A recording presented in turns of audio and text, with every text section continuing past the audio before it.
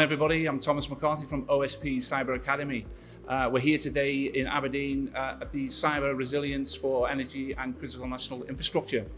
We've got some great panelists speaking today, and I'm delighted to have a distinguished guest of ours, Sandip Patel, KC, who's just been on the first panel with some very notable distinguished speakers.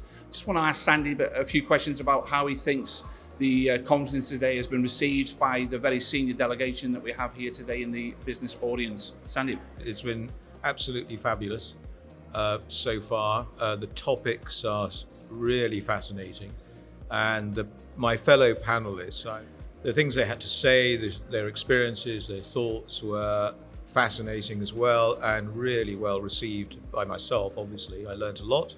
And so far, I've spoken to a number of delegates who thanked us for what we had to share with them.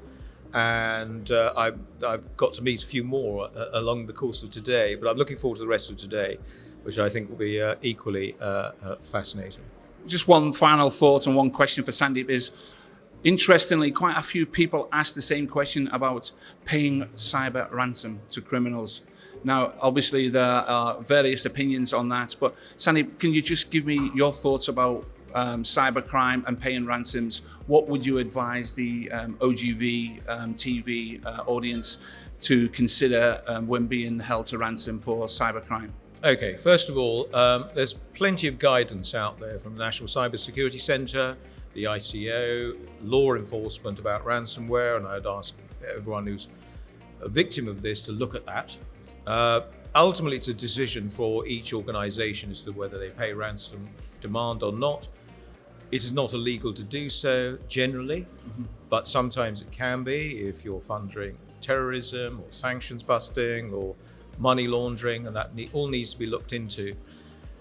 My personal view is it's unethical to pay ransom demands because you're fueling crime, essentially. So that's my view. And also it can be counterproductive because you can never guarantee that the criminals will, release the information which they hold captive or see through the bargain.